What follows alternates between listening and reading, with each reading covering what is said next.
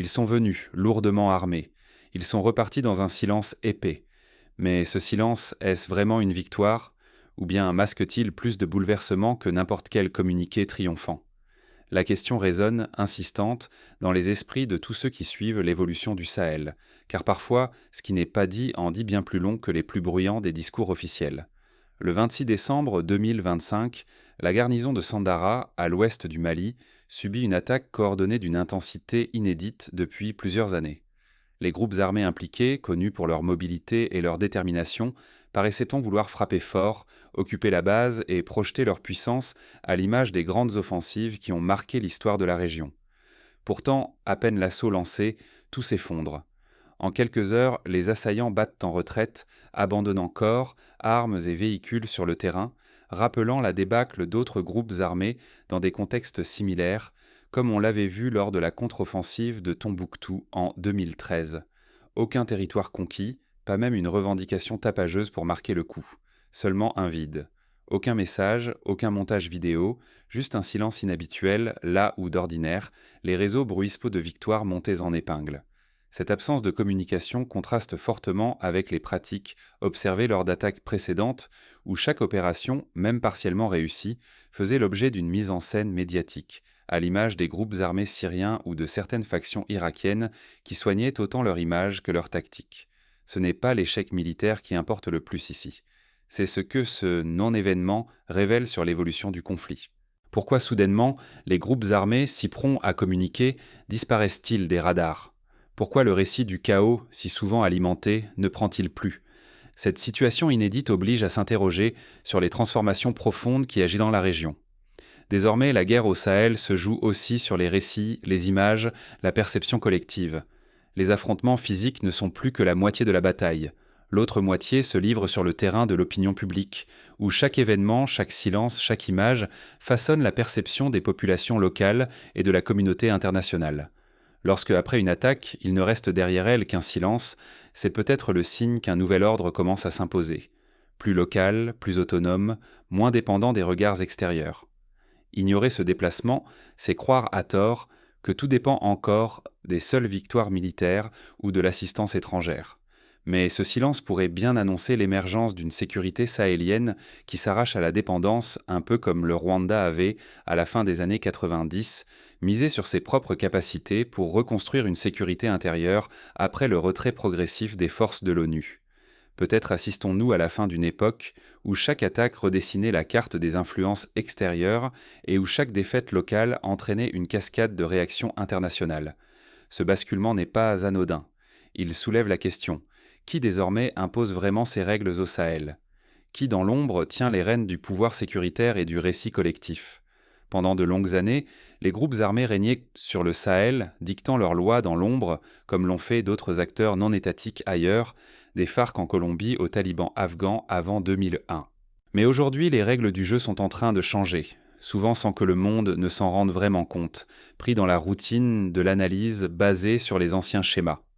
Autrefois, ces groupes tiraient leur puissance d'une mobilité extrême et d'une connaissance inégalée du terrain. Ils exploitèrent la profonde fracture entre les populations locales et un État central perçu comme lointain, voire étranger, à l'image de la situation vécue par les Touaregs dans le nord du Mali lors du soulèvement de 2012.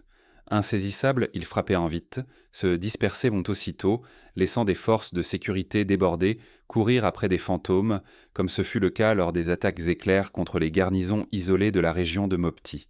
Leur invisibilité était leur plus grande arme, à l'instar de la tactique utilisée par le Viet Cong durant la guerre du Vietnam. Face à eux, l'État sahélien n'agissait que sous la contrainte, toujours dans l'urgence, incapable d'anticiper, comme un joueur d'échecs condamné à réagir au coup de l'adversaire. La légitimité des institutions locales, déjà fragiles, continuait de s'effriter, rongée par la dépendance à l'aide extérieure et l'incapacité à répondre aux besoins essentiels: sécurité, éducation, santé. Pendant tout ce temps, une gestion du chaos s'est imposée comme modèle dominant. Des soldats étaient envoyés ici ou là pour endiguer la prochaine attaque, suivant un schéma déjà observé en Somalie ou en République centrafricaine. Les patrouilles se multipliaient, mais le vrai problème restait intact: la cassure fondamentale entre les habitants et ceux qui prétendaient les gouverner, une fracture qui servait d'oxygène aux groupes armés. Ce déséquilibre, devenu presque une fatalité, a permis aux groupes armés de garder constamment une longueur d'avance. Les États, eux, semblaient condamnés à réagir, à boucher les fissures sans jamais réparer la structure, à l'image des tentatives vaines de sécurisation du bassin du lac Tchad ces dernières années. Mais ignorer l'évolution de cette dynamique, c'est risquer de passer à côté de l'essentiel. Ce déséquilibre n'est plus immuable. Peu à peu, il se fissure, loin des projecteurs, alors que ce qui semblait inimaginable hier commence à s'imposer comme une réalité nouvelle. À l'image de la transition observée en Colombie après l'accord de paix, où la société civile s'est progressivement approprié certains espaces autrefois contrôlés par la guérilla. L'échec fulgurant des assaillants à Sandara n'est pas qu'un revers accidentel. Ce qui a changé va bien au-delà du manque de moyens ou d'une simple erreur tactique.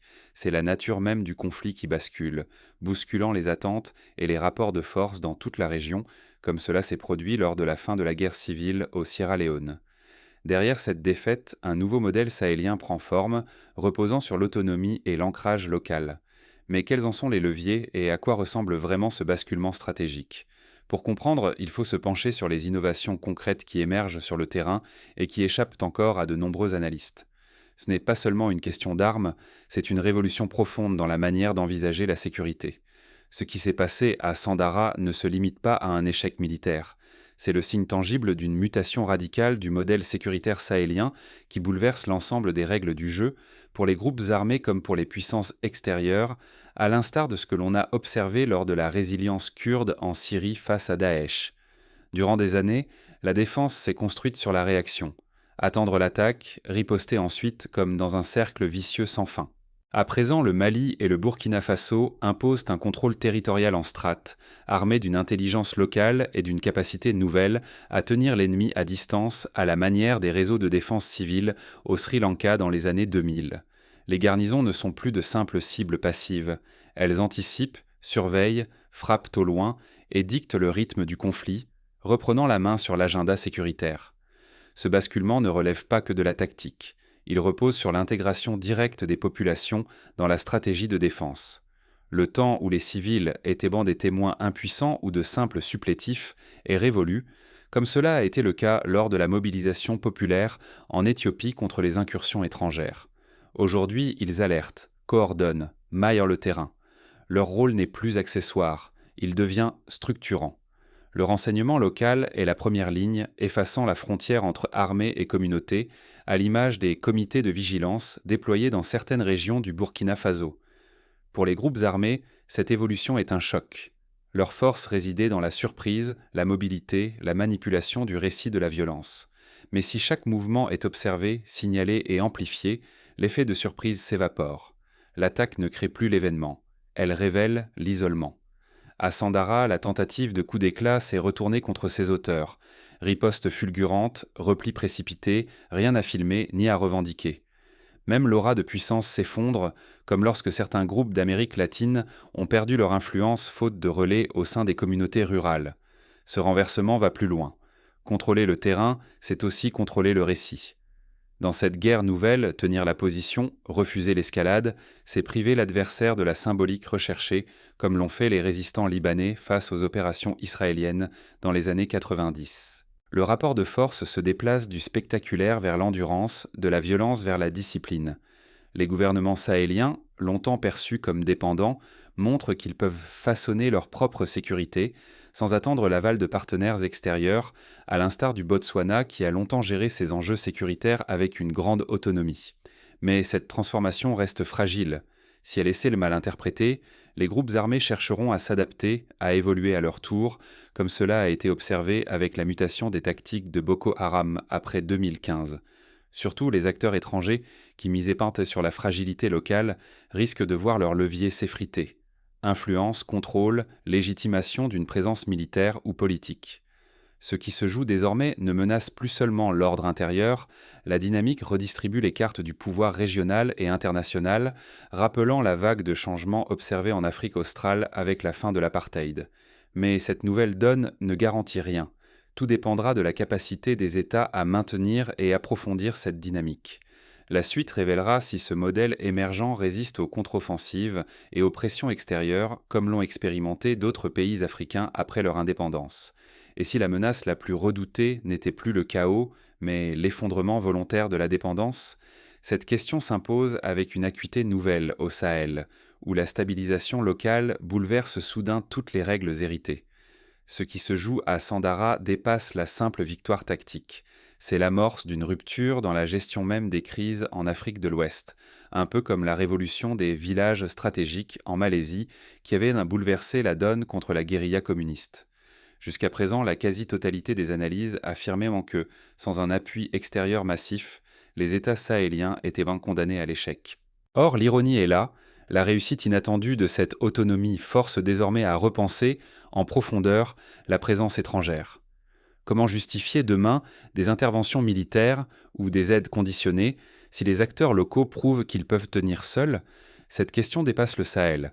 Elle interroge la légitimité même de l'aide internationale dans des contextes où l'initiative locale prend le dessus. Cette stabilisation autonome ne menace pas seulement des groupes armés. Elle ébranle tout un système d'influence bâti sur l'instabilité chronique et la dépendance. Pendant des années, la gestion de crise a servi de prétexte à une présence internationale qui s'est crue indispensable. Ce modèle chancelle aujourd'hui, pris entre l'efficacité locale et la montée de revendications souverainistes, comme on l'a vu lors des débats sur la présence de la MINUSMA ou de Barkhane. Les réactions fusent. Chez les voisins du Mali et du Burkina Faso, l'exemple suscite autant d'espoir que de crainte. Certains hésitent, redoutant les représailles ou la perte de ressources extérieures, tandis que d'autres y voient une occasion unique de rompre avec un système jugé inefficace, voire néocolonial. Dans les capitales occidentales, c'est la perplexité. Soutenir ce succès, c'est miner sa propre légitimité. L'ignorer, c'est perdre toute crédibilité auprès des opinions locales, à l'image du dilemme français face aux réussites sécuritaires ivoiriennes. Le précédent sahélien soulève alors des questions radicales sur la souveraineté réelle, l'efficacité éprouvée et la légitimité durable des politiques africaines de sécurité. Peut-on encore traiter le continent comme un terrain d'essai pour solutions importées, alors même que l'on observe sur place une résilience sans précédent? Cette interrogation se pose déjà en Éthiopie, au Rwanda ou encore en Angola, où l'appropriation locale a parfois surpassé les schémas préconçus. Au fond, c'est le statu quo régional qui vacille. Les intérêts politiques et économiques, construits sur une Afrique supposée malléable et dépendante, risquent d'être bouleversés. La dynamique enclenchée au Mali et au Burkina Faso redéfinit les équilibres, forçant tous les acteurs à revoir priorités, alliances et marges de manœuvre. Qui façonne la sécurité aujourd'hui et pour qui? À qui profite la stabilité et à qui fait-elle peur? Mais cette victoire locale n'est qu'une première secousse. L'onde de choc va-t-elle suffire à transformer durablement les rapports de force en Afrique de l'Ouest? L'histoire récente montre que de telles ruptures, si elles ne sont pas consolidées, peuvent être rapidement récupérées ou inversées, comme ce fut le cas en Libye après 2011. Ce que Sandara démontre, c'est que l'inattendu s'est déplacé.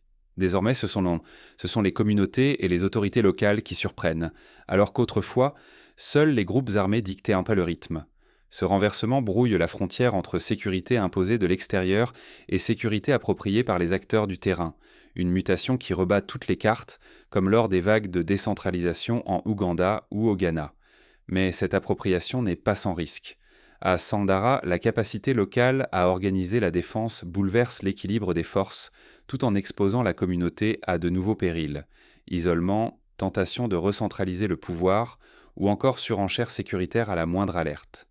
La confiance retrouvée grâce à la proximité peut très vite se fissurer si la mobilisation collective bascule dans la méfiance ou pire, dans l'autoritarisme excessif, scénario déjà observé avec la prolifération de milices d'autodéfense dans certaines régions du Nigeria.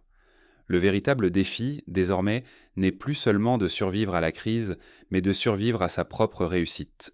Une communauté qui a montré qu'elle pouvait se défendre seule doit à présent résister à l'euphorie de l'autosuffisance, tout en se prémunissant contre l'isolement diplomatique, les représailles voilées ou les sanctions insidieuses. L'exemple des sanctions économiques contre le Zimbabwe, après sa politique d'indépendance radicale, rappelle que chaque choix souverain s'accompagne de risques externes. La prochaine bataille ne se livrera pas sur le terrain des armes, mais sur celui des récits et de la légitimité. Qui pourra affirmer « c'est notre modèle qui fonctionne, c'est notre peuple qui décide ». Le pouvoir ne se jauge plus seulement à la capacité de riposte, mais à l'aptitude à imposer une nouvelle vision de la stabilité, même si elle déstabilise l'ordre établi, comme l'a illustré la transition démocratique au Bénin ou la révolution burkinabé de 2014. Refuser l'ancien récit, c'est imposer une nouvelle grammaire de la stabilité, mais ce choix n'est jamais sans conséquence. Ceux qui avaient l'habitude de régner sur l'instabilité ne cèdent pas leur place sans résister. Ce qui se joue, c'est une guerre de récits, doublée d'une lutte pour la légitimité où chaque victoire locale devient objet de surveillance, de contestation, parfois de sanctions. La multiplication des campagnes de désinformation sur les réseaux sociaux, orchestrées depuis l'étranger, en est une illustration tangible.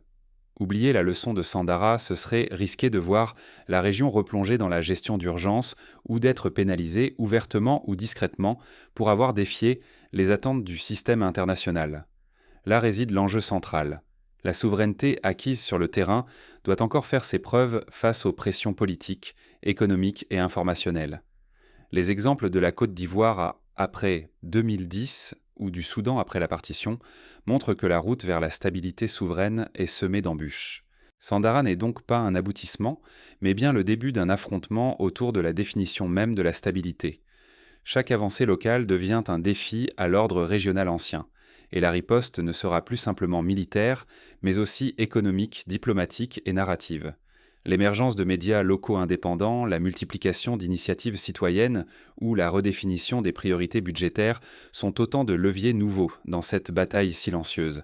Mais peut-on vraiment changer la donne durablement ou Sandara restera-t-il une exception ? La suite dépendra de la capacité des acteurs à inventer une stabilité qui leur ressemble, une stabilité qui ne soit pas seulement l'absence de conflit, mais la présence d'une justice, d'une inclusion et d'une résilience partagée. Pour y parvenir, plusieurs étapes concrètes s'imposent. Renforcer l'éducation civique pour consolider l'appropriation locale. Promouvoir l'intégration des femmes et des jeunes dans les dispositifs de sécurité. Développer des partenariats égalitaires avec les voisins régionaux et surtout institutionnaliser la participation communautaire afin d'éviter les dérives autoritaires. Des scénarios multiples s'ouvrent. Sandara pourrait devenir un modèle reproduit ailleurs, comme ce fut le cas pour les comités de paix en Sierra Leone, ou au contraire, devenir l'exception qui confirme la règle si les pressions extérieures l'emportent. Pour éviter ce piège, il importe de capitaliser sur l'expérience, d'échanger les bonnes pratiques et de s'inscrire dans des réseaux africains d'innovation sécuritaire. Ne laissez pas ce moment s'éteindre dans l'oubli. Il pourrait bien incarner l'avertissement décisif de notre décennie. Sandara n'est pas une simple péripétie au cœur du tumulte sahélien. C'est une faille dans le récit établi, un instant où la certitude vacille. Refuser d'y voir une anomalie, c'est admettre que l'Afrique de l'Ouest façonne désormais ses propres règles, au mépris des attentes extérieures, à l'image des mouvements de souveraineté qui ont secoué l'Asie du Sud-Est au XXe siècle. Adopter la version officielle, c'est accepter que Sandara ne soit qu'un incident de plus, noyé dans le bruit des dépêches. Ce serait ignorer ce qui s'est réellement joué. La preuve sur le terrain qu'une sécurité enracinée localement peut naître, portée par ceux qui vivent et comprennent ces terres, sans dépendre à jamais d'un secours étranger. Les enjeux ne sauraient être minimisés. Se résigner au chaos, c'est prolonger la dépendance et entretenir la spirale de l'ingérence.